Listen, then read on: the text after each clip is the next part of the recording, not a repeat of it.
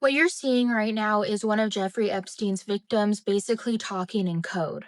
And what this code says is very disturbing. Basically, Jeffrey was impregnating these young teenage girls and he was forcing their babies into like a ring, a trafficking ring.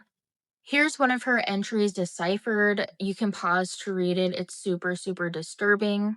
Here's another one where she says it's all controlled by Jeffrey.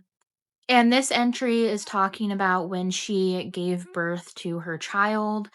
You can pause to read. This is all just very saddening. Yet again, here's another really disturbing journal entry.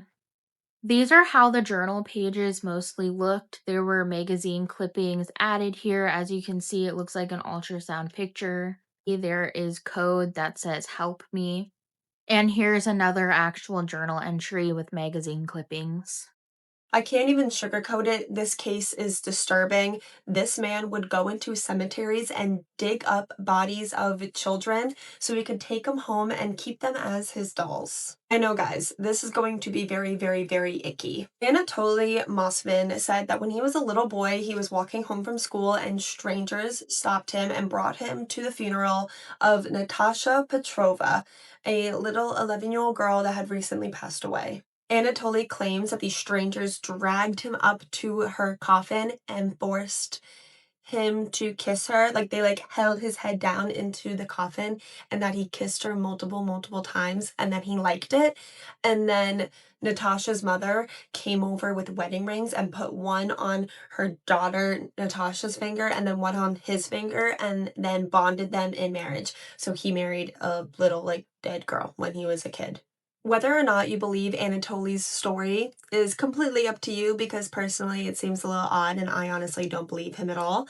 But he claims that this happened and that the experience of it all changed his life forever and sparked his interest in death that he would have for the rest of his life. And that throughout his entire childhood into adulthood, he spent as much time as possible in cemeteries. He would even sleep in the cemeteries a lot of time, and he would only drink his water from puddles in the cemetery so he could be connected to the dead and to the land. I don't know. This guy's a freak, and I don't believe anything he says, but this is what he says. At some point, loved ones that had people buried at cemeteries started to realize that their loved ones' gravesite looked messed with, vandalized, and some of them even looked dug up. All of this was getting reported to the police, and they even noticed that some bodies even appeared to be completely removed from their coffins. Anatoly was only caught because someone saw him painting a tombstone.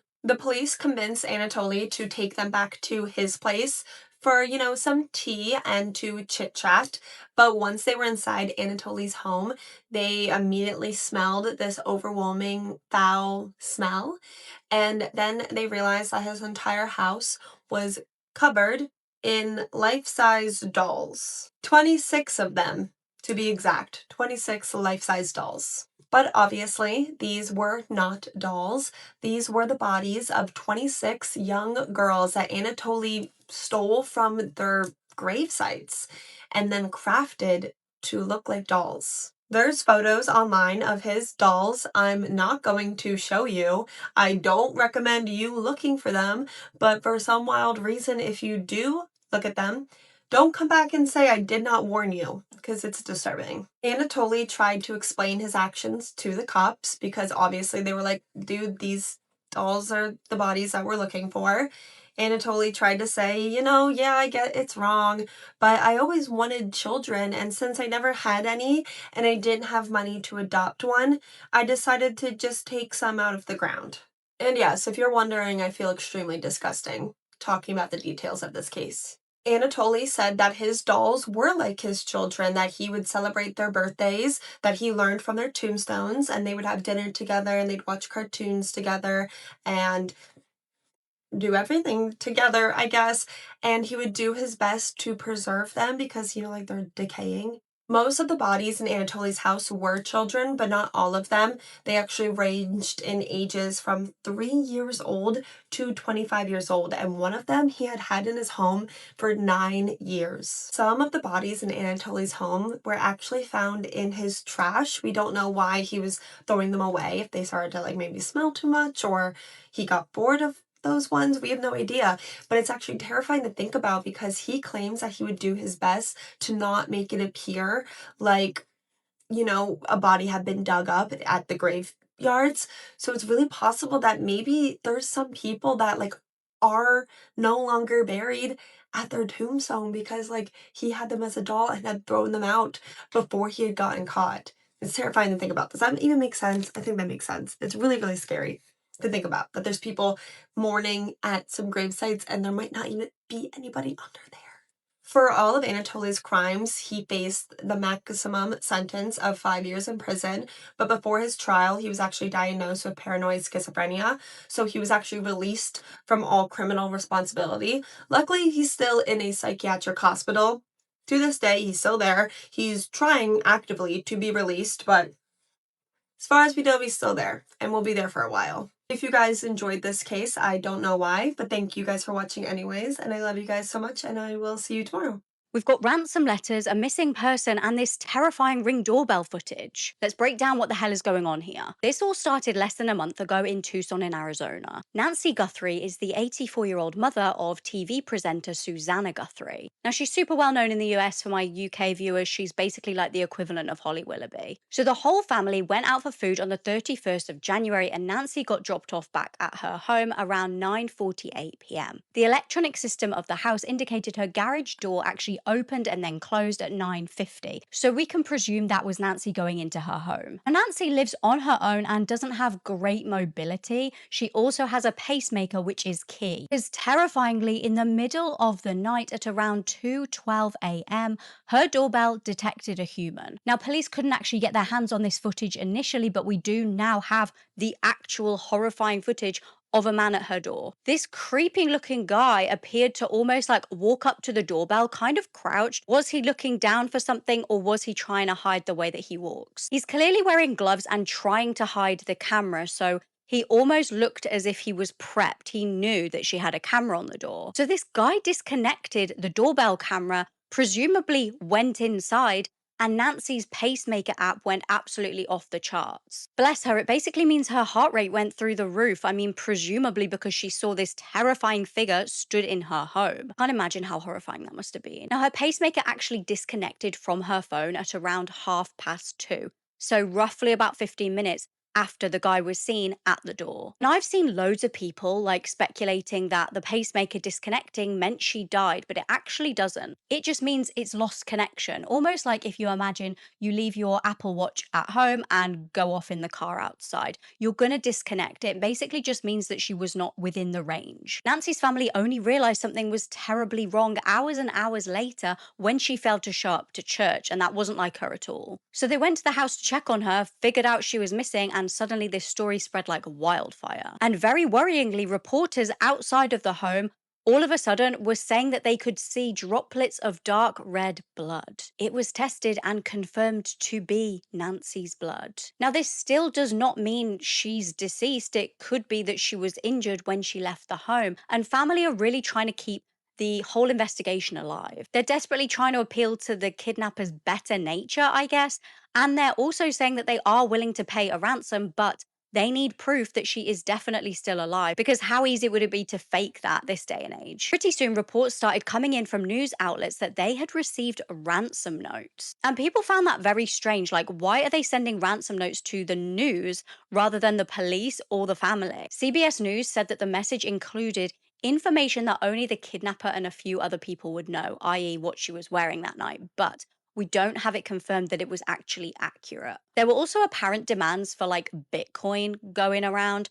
I'm not sure how legit that was. There have been multiple deadlines provided by different ransom messages that have come and then elapsed. The FBI have also seized a lot of electronic devices from the home and found some gloves, apparently a couple of miles away, with unknown male DNA on. Now, could those gloves be totally irrelevant to the case? I guess. There have been many false alarms. They arrested this poor guy who just turned out to be a random delivery man. What do you guys think? What could be the motive for this crime? Is it someone who knows her or her daughter or her wider family?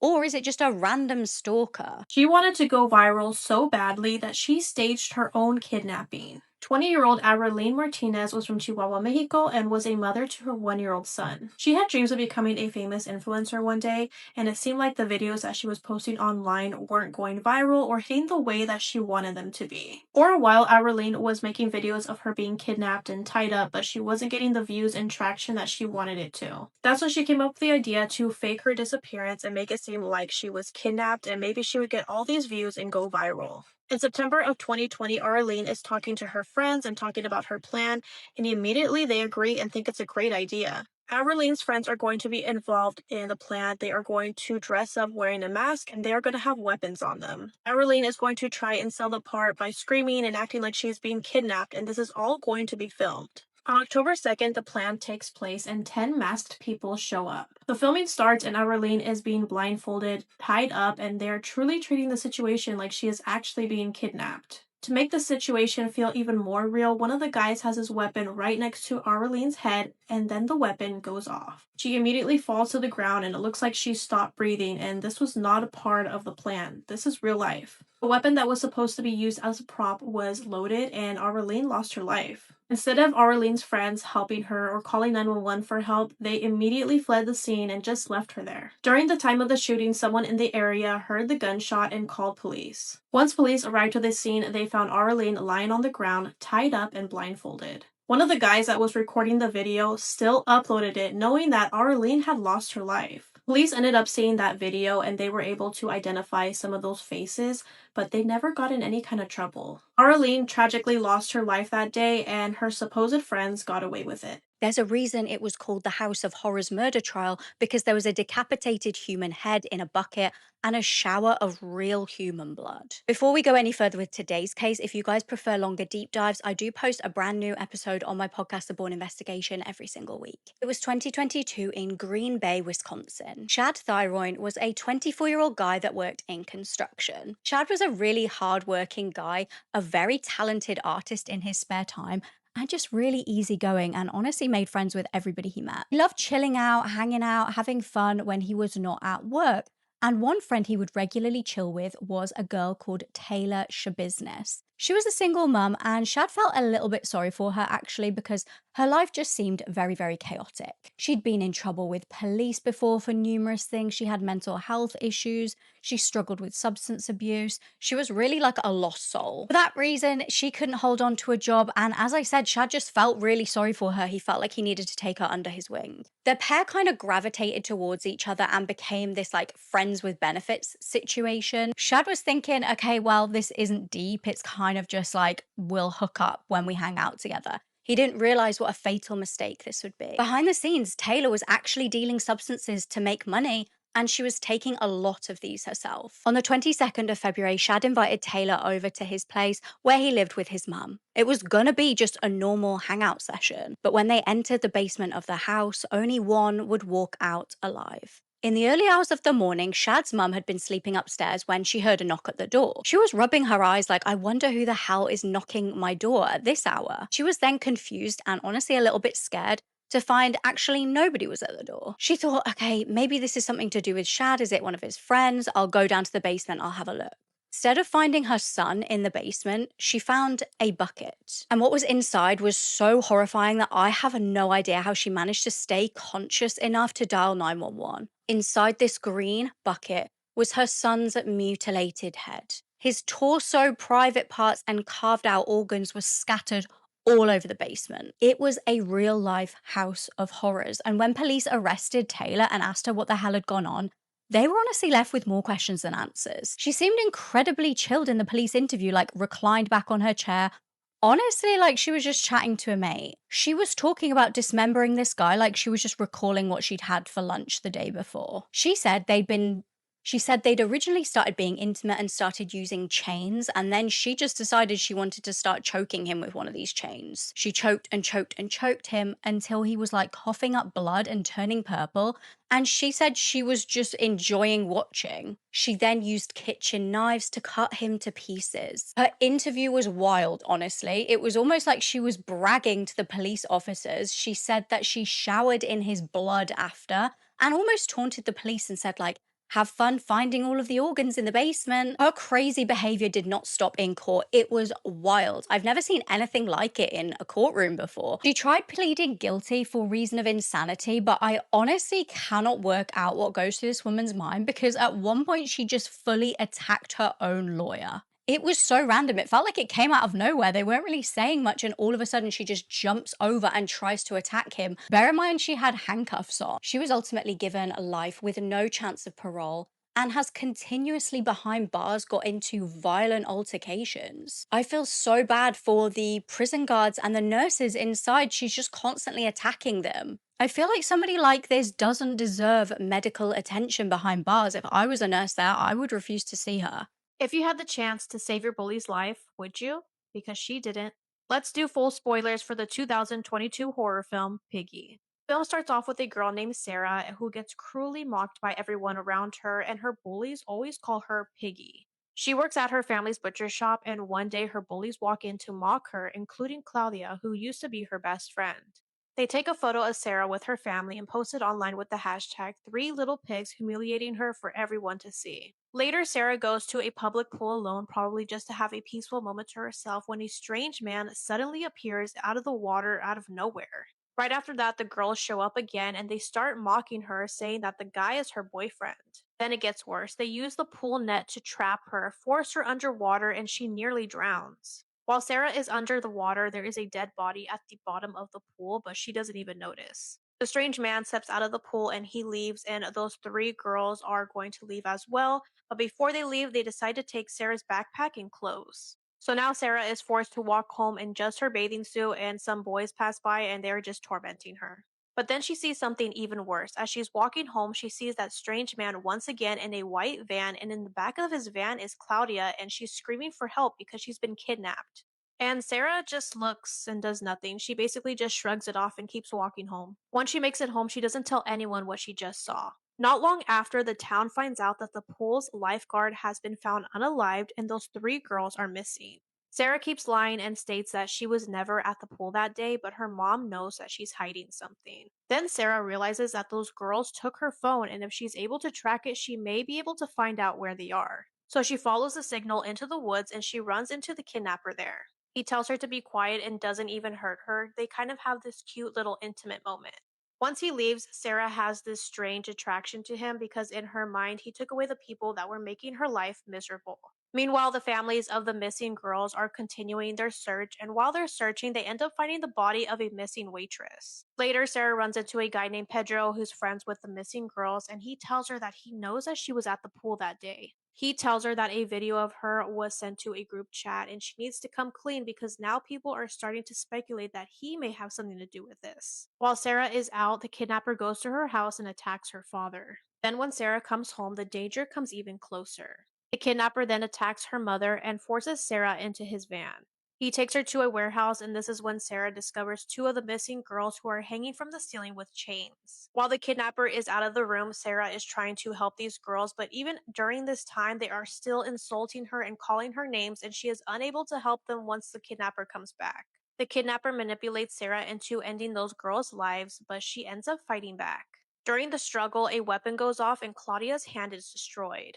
Sarah then completely snaps, takes a bite out of the kidnapper, and ends his life. After that, she picks up the weapon and points it at those two girls. For a moment, it really feels like she might end them too, but she points it at those chains and those girls are set free. Then on her way out, Sarah runs into Pedro and he gives her a ride back home. The end. This photo is terrifying because of what you can't see, and when you find out, you'll wish you didn't. It was the early 80s in Louisiana. Gary Plauché lived in the area and had an 11-year-old son called Jody. Now, although Jody's parents were split up, Gary was still a really good dad. He really wanted the best for his son. He was encouraging Jody to go to clubs, try out hobbies, and learn to protect himself. So Jody was regularly going to karate lessons, and you would think that that was like a good move as a parent, wouldn't you? Except unfortunately for little Jody, his instructor was 25-year-old Jeffrey Doucette. Jeffrey was a pedophile, and he'd been using his position of trust to secretly SA Jody for over a year. I mean, even saying these words makes my blood boil, and this isn't even my child. I can't imagine how enraged Gary must have felt when all of this eventually came out. But things would end up getting a hell of a lot worse before they got any better. On Valentine's Day 1984, Jeffrey kidnapped Jody. One minute Jody was just stood there, the next he was bundled into a car. And Jody's like, where the hell are we going? And Jeffrey just kept driving and driving and driving. It felt like this never-ending journey. I can't imagine how terrifying that must have been for that boy. He was eventually taken and held in a motel in Anaheim, California. And things that went on in that hotel room are just nightmare fuel. Sick, twisted, disgusting things that grown man subjected that child to. But thank God that he was about to make a mistake that led police straight to the door. I don't really know why, whether it was like a sick game of cat and mouse, whether maybe Jeffrey enjoyed the fact that he could kind of watch this all unfold. But Jeffrey let Jody ring his mum from the motel, and police were on it straight away. They knew this was a race against the clock. They had no idea what this sick, twisted pedophile's next move could possibly be. Finally, they burst through that motel door and collectively breathed this sigh of relief. The child was okay. But the drama was far from over because Jody's dad was not about to let this go, and I don't blame him. Honestly, I think I would turn into a totally different person. Like, I'd be changed forever if something like that happened to a child of mine. Gary felt totally helpless in this situation, but suddenly he realized there was one thing he could do. On the 16th of March, Jeffrey was flown back to Louisiana to face charges, and Gary had a tip-off. Jeffrey arrived at the airport with officers who walked him through handcuffed at around 9:30. He couldn't see Gary, stood just out of view with a cap pulled down and sunglasses covering his face. As officers walked calmly through to lead Jeffrey to a police car, they suddenly saw the barrel of a gun. Before anyone could react, Gary shot Jeffrey point blank in the head. And as Jeffrey fell to the floor lifeless, one of the officers shouted, "Gary, why? Why, Gary, why?" I mean, I could give you a pretty good reason. Jeffrey did not survive, and the taxpayer was saved wasting loads and loads of money on a trial for him. Now, Gary was obviously arrested following the shooting and was initially charged with second-degree murder, but there was a huge uproar, understandably. Some people were like, why are you punishing him? He's actually done the country a favor. Like, there is one less sick person on this earth. Gary eventually agreed to a plea bargain and was only charged with manslaughter, and he ended up serving no time in prison because the judge seemed like an absolute legend, honestly. And he was like, sending him to prison isn't really going to do anything because I don't really think that there is any risk of him recommitting a crime. It got everybody debating though, like, what really is the right thing to do? Would you do it if it was your child? Gary actually did an interview claiming that he did not regret killing him and would do it again. But sadly, Gary passed away in 2014. 11-year-old Gannon Stauch was murdered by his stepmom, and she was convicted of his murder. But now 3 years later, her conviction has been overturned because someone on the jury was related to an individual who worked in the prosecuting attorney's office. So now Gannon's family has to go through this all again. On January 27th, 2020, 11-year-old Gannon Stauch was reported missing by his stepmother, Letitia, while his father and Letitia's now ex-husband, Al, was away at National Guard training. Letitia's story was constantly changing. At one point, she was claiming that a man she hired to come fix the carpet had SA'd her and then abducted Gannon. But just a few days into the search for Gannon, authorities began to focus on Letitia herself after she continued to change her story. And then searchers found a piece of particle board with Gannon's blood in a nearby rural area. Deputies started working to investigate Letitia, and they were trying to obtain her DNA after hearing this claim. Eventually, she stopped cooperating with the investigation. Meanwhile, her stepson was still missing. But eventually, authorities started to piece together what happened. They reviewed surveillance footage from a neighbor's door door camera. They also looked at Letitia's search history and texts from her phone. They found traces of Gannon's blood in his bedroom, and they put together the story. They theorized that Letitia had killed Gannon, stabbing him 18 times before hitting him in the head and shooting him. We know that Stout asked her 17-year-old daughter to purchase trash bags, baking soda, and carpet powder on the same day, which investigators say were used to clean up the blood, and significant blood evidence had been found in Gannon's bedroom. Letitia's brother later testified at her trial that he witnessed his sister removing a suitcase out of her home just a few days after Gannon's disappearance. 2 weeks later, Letitia Stout was arrested, and then Gannon's body was found in Florida. He had been hidden in a suitcase that authorities believe was tossed off a bridge more than 1,300 miles away from his home in Colorado Springs. Letitia was charged with the murder of Gannon Stout, and she pleaded not guilty by reason of insanity. While being evaluated by a forensic psychologist as part of her insanity defense, she actually confessed to fatally shooting Gannon. But her defense attorney, Will Cook, said she was essayed as a child, which caused her to develop dissociative identity disorder. Ultimately, though, Letitia Stout was declared sane at the time of Gannon's death, meaning she was able to understand the difference between right and wrong in the eyes of the court. And that meant she was able to form the intent to commit a crime. So she went to trial, and in May 2023, Stout was convicted of first-degree murder as well as several other charges, including first-degree murder of a child by a person in a position of trust and tampering with evidence. Judge Gregory Warner said that the facts in the case are the most horrific he had ever seen, and said that compared to other defendants who cite mental health problems as reasons for their actions, Stout was never surprised by what she claimed her other personality had done.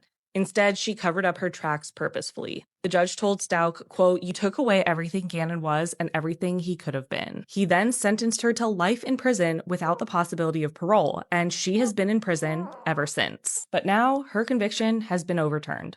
On April 2nd, the Colorado Court of Appeals reversed her conviction and remanded the case to trial after learning that an individual whose son-in-law worked in the same prosecuting attorney's office was selected to serve on the jury despite objections from the defense team. In the ruling, the judge said, quote, "The trial court committed structural error by denying Stout's challenge for cause to a biased juror who deliberated. We reversed the convictions and remand for a new trial." A spokesperson for the 4th Judicial District Attorney's Office said the office is already hard at work to see if they can challenge the decision and is prepared to try the case a second time. She will not be released from the Denver Women's Correctional Facility and will instead remain there until the Colorado Supreme Court decides if they will hear arguments in the case. And if those judges decline to hear arguments or uphold the decision of the appellate court, she will then be released. And she will be rearrested if prosecutors decide to retry. Al Stout, Gannon's father and Letitia's ex-husband, has said he is torn by the decision. He said, quote, "After hearing the news today about the decision by the Court of Appeals, I am truly torn by the emotions of potentially having to repeat this process. My resolve, however, has never been greater, my desire for justice has never wavered, and most importantly, my love for Gannon will never fail." So it is now up to the prosecuting attorneys to appeal this to the Supreme Court. The Supreme Court will decide if they will hear the case, and if not, the conviction will remain overturned, and prosecutors will likely try Letitia Stout again. And Gannon's family will then have to go through all of this again, all because of somebody on the jury.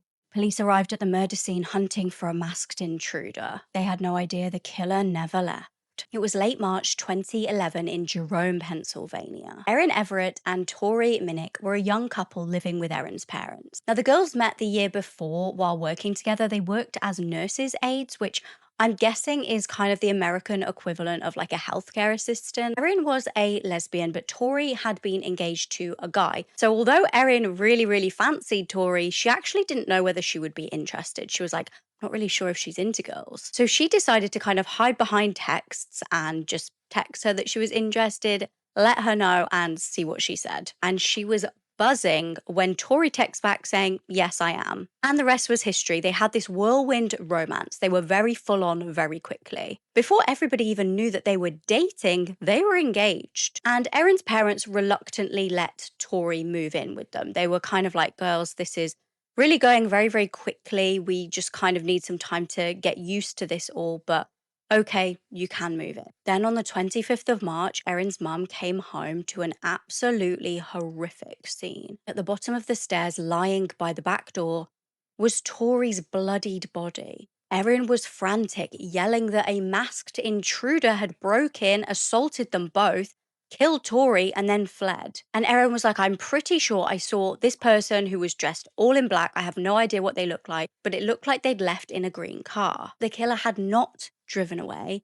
They were still in the house. So panicked, Erin and her mum got the police over there immediately, but tragically, there was nothing that they could do to save Tori. And immediately, police needed any information that Erin could give them at all to try and help track this masked intruder down. You know, potentially this person could be going on a killing spree. We don't know the motive yet. So this is an extremely dangerous situation. All kinds of theories were running wild. The police were wondering, you know, was this a jealous ex? Was this potentially Tori's ex-fiance? Could this have been a hate crime? Erin described seeing a terrifying man. She was pretty sure it was a man because of the build, wearing a black ski mask, black gloves, and black clothing. She was like, he broke in and pulled out a gun. She said, out of gut instinct, I tried to grab it. I tried to struggle with this guy, but he overpowered me. He was far too strong, so I ran upstairs. They were like, right, let's get you out of this house and to the station for questioning. We need to put this in writing. And weirdly, once they did that, she almost lost confidence in her story. Suddenly, she started reeling off all of the ways that Tori had abused her. She said they would get into arguments that turned into physical fights. She claimed the abuse was mental, physical, and sexual. On the surface, she said she tried to be portraying this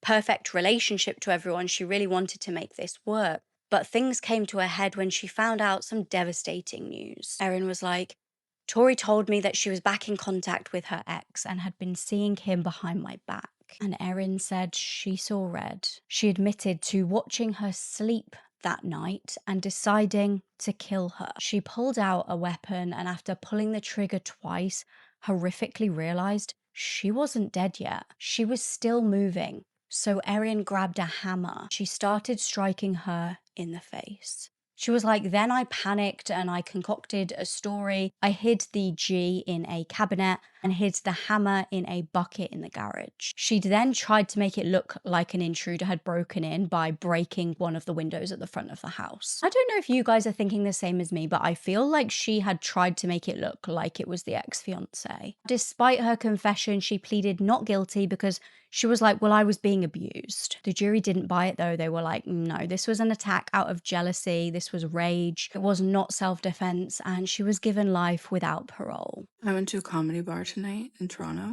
I've never been to a comedy show before. This was my first one. Most of the show was really funny. I liked the hosts like a lot. The host was so funny. The owners were funny too. They both performed twice. So I went to the early show and then I went to the late show. And the late show was funny too. But the headliner, who I guess I wasn't laughing at some of his jokes, and he noticed, and made a joke about it. Fair, which that's how it works, I guess. But at first, it started like, I'm trying to be cool. It's my first comedy show. I'm not trying to. I don't want to be the sensitive. I don't want to. I don't want to be that person. So I was like sitting there. I was biting my lip because I was like, keep it together, keep it together, be cool, be cool, be cool. But he just kept coming back to me. I felt the kind of way that you feel like when you can tell that a man thinks you're attractive. He made a joke about like how if he took me out on a date, something, he would have had to pay. At least I'm here and I'm paid to be here. Ah, ha ha ha. And then like I think he made a joke just about me being like the bitch in the front row. And then like he kept going on with his set and like it was funny. Like I don't know. He wasn't getting the reaction that he wanted.